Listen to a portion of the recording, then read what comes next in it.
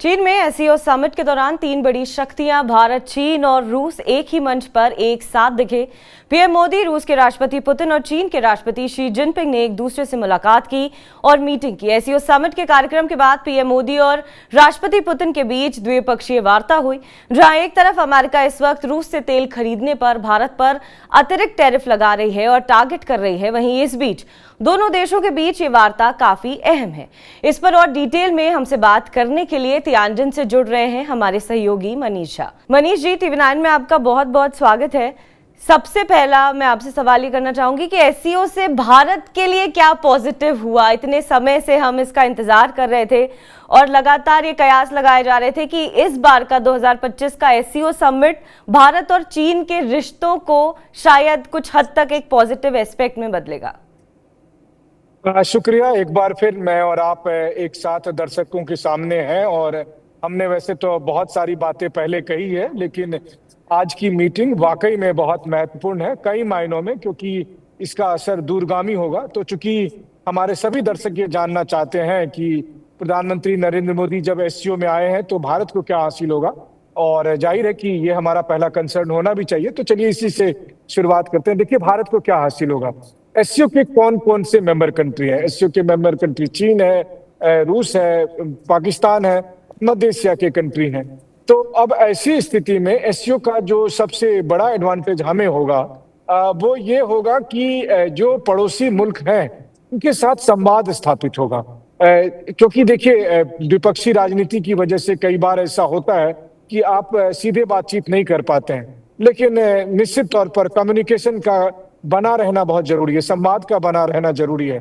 तो जब एससीओ में ये बात आती है कि म्यूचुअल ट्रस्ट हो, तो ये ट्रस्ट तो तभी खत्म होगा, ये ट्रस्ट तभी बनेगा, या ट्रस्ट डिफिसिट तभी खत्म होगा जब बातचीत के जरिए जो कमियां हैं उसे दूर की जा सके। तो मुझे लगता है कि एससीओ एक ऐसा मंच बनेगा जिसके जरिए आप इनडायरेक्टली चीन के साथ, पाकिस्तान के साथ, या फिर कई ऐसे मुद्दे जिसे आप ओपनली नहीं बात करते हैं उनको एड्रेस किया जाएगा। तो पहली चीज तो ये है कि संवाद बनेगा।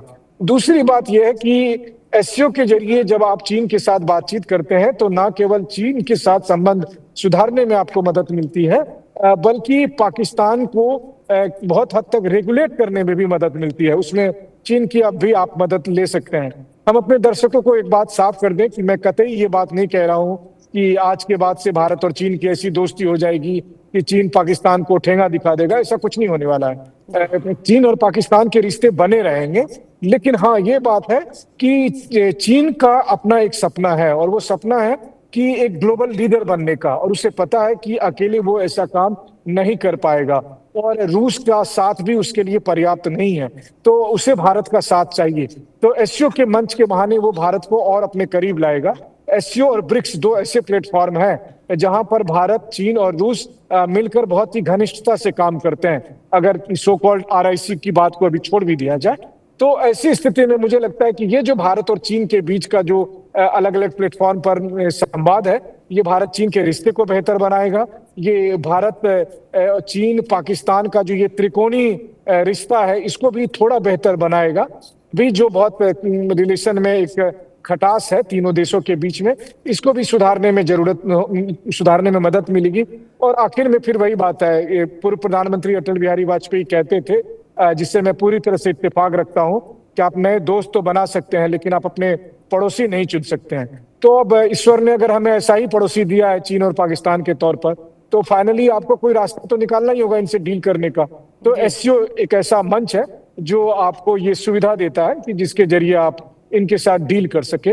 मोटे तौर पर मुझे ये बात समझ में आती है। जी, इसमें बस मनीष जी एक और क्लैरिटी मुझे चाहिए होगी कि क्या भारत थोड़ा सतर्क है? क्योंकि अगर हम जब इतिहास को देखते हैं तो जब जिनपिंग गुजरात आए थे और उसके बाद लगा था कि एक बार रिश्ते बेहतर हो रहे हैं और उसके बाद गलवान हुआ, तो भारत एक सतर्कता वाली स्थिति पर है कि वो चीन पर पूरी तरीके से भरोसा इस वक्त नहीं करेगा।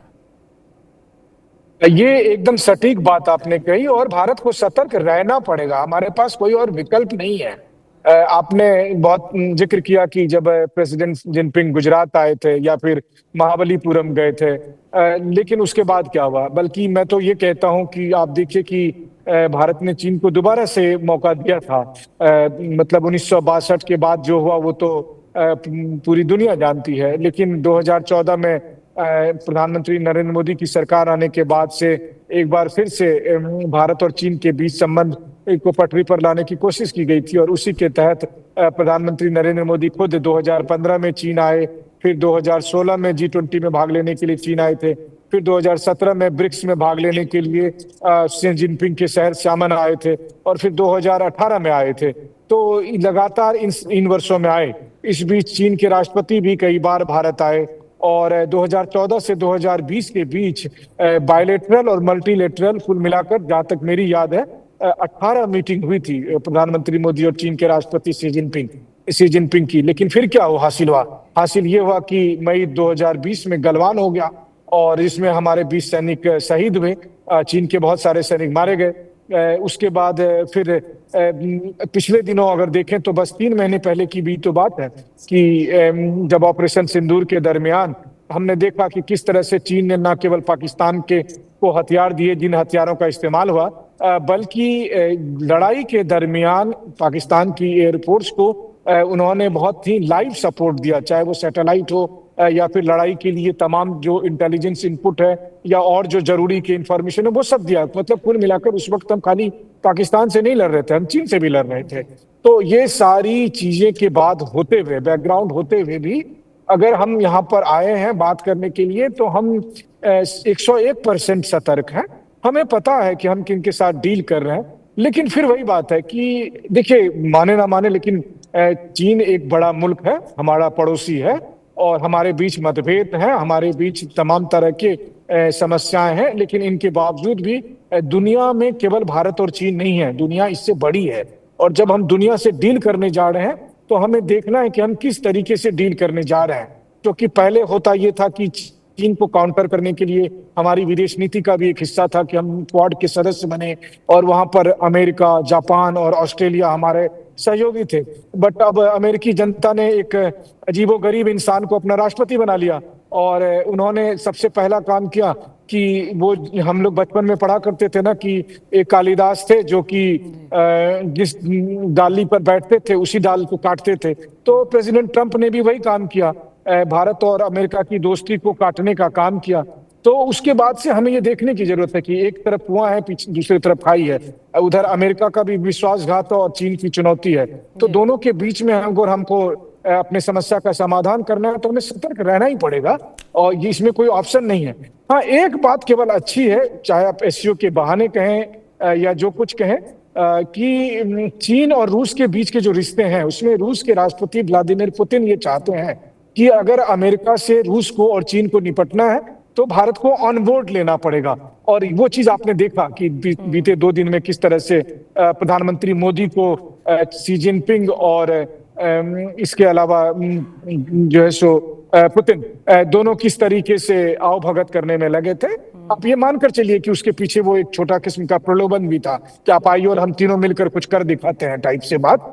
लेकिन हम इन सब बातों को समझते हैं, और इन सब बातों को समझते हुए हम आगे बढ़ रहे हैं। तो निश्चित तौर पर है कि भारत पूरी तरह से चौकन्ना है, और चौकन्ना रहकर ये रिश्ते बना रहा है, और ताकि दोनों तरफ जो आगे कुआं और पीछे खाई के बीच में जो एक पतली सी मतलब चलने वाली जो सड़क है, उस पर इस वक्त भारत चल रहा है, और हमें उम्मीद है कि हमारी सावधानी ही इसमें सुरक्षा बनेगी।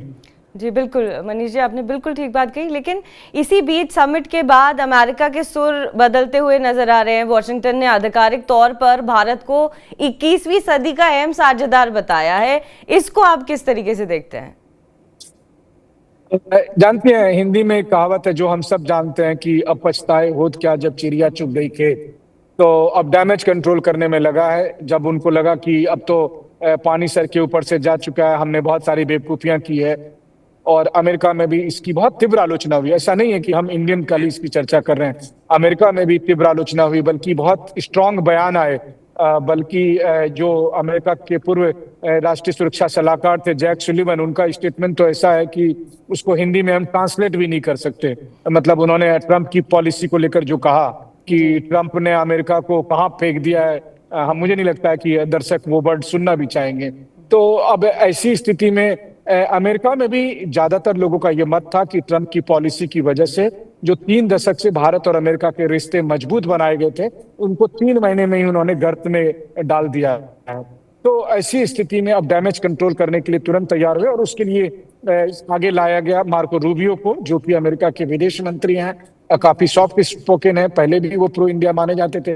बेचारे को अभी नौकरी करनी है, अभी ट्रंप जो है सो एक लाइन लिए हुए हैं, तो वो कैसे अलग रहा लेते। तो उन्होंने फिर अभी ट्रंप ने मार्को रूबियो को लगाया कि चलो चलो तुम कुछ अच्छी बातें कह दो, लेकिन ऐसा होता नहीं है। क्योंकि देखिए, मान लीजिए कि मैं ये मानता हूं कि अब हो सकता है कि आने वाले दिनों में अमेरिका और जो है सो भारत की तरफ दोस्ती के हाथ बढ़ाए, एक बार फिर से सब कुछ ठीक हो जाए। लेकिन हुआ क्या है इस बीच में कि देखिए, भारतीय जनमानस जो है वो बहुत सोच समझकर फैसला लेता है। हम 1971 का दिन याद करते हैं, जब भारत और पाकिस्तान के जंग के समय अमेरिका ने पाकिस्तान को मदद करने के लिए युद्धपोत भेजा था और सोवियत संघ ने भारत की मदद के लिए अपना युद्धपोत भेजा था। 1971 से 2025 आ चुका है, लेकिन तब भी हम सोवियत संघ की उस मदद को याद करते हैं और उसी के हिसाब से भारत और रूस की दोस्ती प्रगाढ़ होती है। ठीक इसके उलट देखें तो बीते 30 सालों में, खास करके राष्ट्रपति क्लिंटन के आने के बाद से जो भारत और अमेरिका की दोस्ती बनी थी, जिसको आने वाले समय में हर अमेरिकी राष्ट्रपति ने मजबूत करने की कोशिश की थी, चाहे वो राष्ट्रपति बिल क्लिंटन हो या फिर राष्ट्रपति बुश हो या फिर ओबामा हो या फिर बाइडेन हो या फिर ट्रंप ने अपने पहले कार्यकाल में। लेकिन इन सबको बीते कुछ हफ्ते के दरमियान ही प्रेसिडेंट ट्रंप ने एकदम खराब कर दिया। तो इसके बाद अब अचानक अगर उनकी आंख खुली है, तो मेरा कहना है कि हो सकता है कि व्हाइट हाउस के साथ हमारे रिश्ते ठीक भी हो जाए, लेकिन अमेरिकी जनमानस अमेरिका की इस नीति को भारतीय जनमानस आसानी से नहीं भूलेगा। अभी हम और आप अपने किसी भी दर्शक से पूछेंगे तो वो यही कहेगा कि अमेरिका पे भरोसा नहीं कर सकते। ठीक है, चीन के साथ तो हमारे जो झगड़ा है, तो हम में से कोई नहीं कहता है कि चीन हमारा दोस्त होने जा रहा है। हम जानते हैं कि चीन के साथ निपटने के समय हमें अलर्ट रहना होगा, लेकिन हमने अमेरिका को एक मौका दिया था। हमने इस 30 साल में अमेरिका के साथ दोस्ती की थी। हमने प्रेसिडेंट ट्रंप को बहुत इज्जत दिया था, लेकिन फिर वो कई बार कहते हैं कि आप किसी को इज्जत देते हैं तो ये देख लीजिए कि वो उसके काबिल है कि नहीं।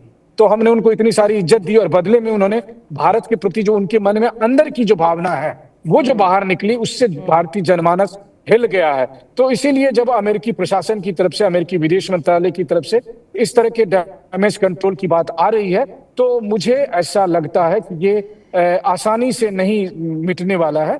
वहीं दूसरी तरफ मुझे ये भी लगता है कि देखिए, ये भी बात सच है कि किसी भी दिन अगर आपको चीन और अमेरिका में से किसी एक को चुनना होगा, तो मुझे बताने की जरूरत नहीं है कि भारत किसकी तरफ देखेगा। तो ये भी एक बड़ा प्रश्न है। तो हमारी नाराजगी ट्रंप से है, हमारी नाराजगी ट्रंप एडमिनिस्ट्रेशन से है, लेकिन हमें उम्मीद है कि अमेरिका को अहमियत समझ में आएगी। कई बार होता है कि हमारे आपके बीच अच्छी दोस्ती है और अगर आप मेरा ज्यादा ध्यान नहीं रखेंगी और इस दोस्ती को फॉर ग्रांटेड लेंगी, तो मैं भी थोड़ी दिन के लिए नाराज हो जाऊंगा। लेकिन अगर आप फिर से दोस्ती बनाए रखने की कोशिश करेंगी, तो मैं भी आपके साथ आके कॉफी पीने की कोशिश करूंगा। जी बिल्कुल।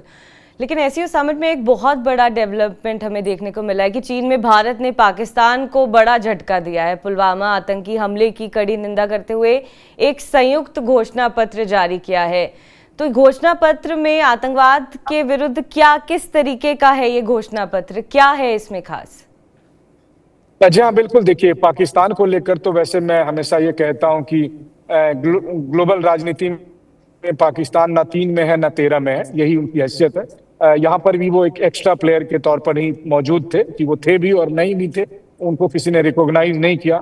जब पूरी दुनिया ने देखा कि कल जब एससीओ का ग्रुप फोटो हो रहा था, तो उस समय कैसे पाकिस्तान के प्रधानमंत्री शहबाज शरीफ लपक कर गए थे पुतिन से हाथ मिलाने के लिए, क्योंकि उनकी लगता है कि जीवन भर की इच्छा पूरी हो गई। पता नहीं उसके बाद उन्होंने रात में हाथ धोया भी कि नहीं। लेकिन उसके बाद जब आज मीटिंग हुई, तो आज 2 चीजें बहुत अहम हुई। पहली बात तो ये कि प्रधानमंत्री नरेंद्र मोदी ने जिस तरीके से पाकिस्तान के प्रधानमंत्री और चीन के राष्ट्रपति की मौजूदगी में पहलगांव में हुए आतंकी हमले का जिक्र किया और उसको लेकर स्पष्ट तौर पर बातें रखी, वो बहुत महत्वपूर्ण था। और दूसरा, जिस डिक्लेरेशन की बात आप कह रहे हैं, तो हुआ ये कि एससीओ की बैठक के बाद संयुक्त घोषणा पत्र जारी हुआ, जो एससीओ का घोषणा पत्र है, जिसे तियानजिन डिक्लेरेशन का नाम दिया गया और ये सर्वसम्मति से घोषित हुआ। तो सोचिए कि पाकिस्तान के प्रधानमंत्री को भी उस घोषणा पत्र पर साइन करना पड़ा, और वो घोषणा पत्र यूं है कि जिसमें 22 अप्रैल को पहलगाम में हुए आतंकी हमले की सभी सदस्य देशों ने, मतलब 10 सदस्य जी देशों ने जी जी और 10 जो पार्टनर कंट्री था, सबने साइन किया और कड़ी निंदा की। और साथ ही ये मांग रखी गई कि पहलगाम के जो गुनहगार हैं उनको पकड़ा जाए, उनको सजा दी जाए, और न केवल उन आतंकियों को बल्कि आतंकियों को संरक्षण देने वाले और आतंकियों को पनाह देने वाले को भी न्याय के कटघरे में लाया जाए, तो उसके खिलाफ भी कार्रवाई हो। अब जी ये कितना हो पाएगा, क्योंकि अब जान रहे हैं कि इन आतंकियों के संरक्षण करने वाले कौन मुल्क है, उनको पनाह देने वाला कौन मुल्क है, लेकिन कम से कम उसके सामने ये सब सारी कार्रवाई तो हो ही रही है। तो ऐसा नहीं है कि भारत केवल किसी कागज पर हुए घोषणा का मोहताज है। भारत अपनी कार्रवाई कर रहा है और वो हमने ऑपरेशन सिंदूर के जरिए दिखाया भी। लेकिन हाँ, वैश्विक मंच पर इस तरीके से पाकिस्तान और चीन दोनों का डॉक्यूमेंट पे साइन करना पड़ा, उस पर ये साफ साफ शब्दों में लिखा गया है कि इन आतंकियों को बख्शा नहीं जाएगा। जी मनीष जी, इस समिट में एक और बहुत दिलचस्प बात हुई है। ऐसा कहा जा रहा है कि पीएम मोदी और पुतिन की जो मुलाकात है वो बहुत खास हुई है। वो एक साथ गाड़ी में गए हैं, गाड़ी के अंदर उन्होंने 45 मिनट तक बात की है, उनका पुतिन ने 10 मिनट तक इंतजार किया, उसके बाद और 45 मिनट की उनकी बायलैटरल टॉक्स हुई हैं। बिल्कुल, देखिए, मैं तो कहता हूं कि एक पत्रकार के तौर पर हम कभी भी बहुत रोमांटिसिज्म में नहीं जाते हैं, लेकिन कई ऐसे मौके आते हैं जो आपको वाकई में कई बार विस्मित कर देता है कि अरे ये क्या हो रहा है। अब आप सोचिए कि अमेरिका के राष्ट्रपति डोनाल्ड ट्रंप जब दोबारा राष्ट्रपति बने तो उसके बाद से बीते 8 महीने के दरमियान उन्होंने कम से कम कई दर्जन बार ये कहा कि मैं पुतिन से मिलना चाहता हूं, मैं पुतिन से मिलना चाहता हूं। और तब जाकर एक मीटिंग हुई 15 अगस्त को, जब अलास्का में दोनों नेता मिले। और यहाँ बीते 24 घंटे के दरमियान मुझे लगता है कि प्रधानमंत्री मोदी और प्रेसिडेंट पुतिन की 8 से 10 मीटिंग तो हो ही गई है। 8 या 10 बार वो छोटे बड़े तौर पर उन्होंने जो है सो एक दूसरे से बात की है। ये अपने आप में बहुत बड़ी बात है। तो उसमें से कुछ जाहिर है कि सबके लिए ये हैरान कर देने वाली बात थी जब जैसे ही हुआ यूं कि हम लोग यहाँ मौजूद थे, और अभी भी मैं उसी वेन्यू पर हूँ जिस वेन्यू में यहाँ पर प्रधानमंत्री मोदी थे, प्रेसिडेंट पुतिन थे। और जैसे ही समिट खत्म हुआ और उसके बाद सभी राष्ट्राध्यक्ष अपने अपने गाड़ी से अपने अपने काफिले में आगे बढ़ते, और उसके बाद का अगला कार्यक्रम था जहां पर प्रधानमंत्री मोदी और प्रेसिडेंट पुतिन की एक बायलैटरल मीटिंग थी। तो प्लान ये था, जो सिक्योरिटी का प्लान था वो ये था कि दोनों नेता अपनी अपनी गाड़ी से जाएंगे और फिर वहां पहुंचेंगे और फिर वहां पर मीटिंग शुरू होगी। लेकिन हुआ ये कि जैसे ही यहाँ से मीटिंग खत्म हुई और उसके बाद फिर पुतिन और मोदी दोनों साथ साथ निकले, और उसके बाद फिर दोनों एक ही गाड़ी में, राष्ट्रपति पुतिन की ही गाड़ी में प्रधानमंत्री मोदी भी बैठे और फिर यहाँ से चले।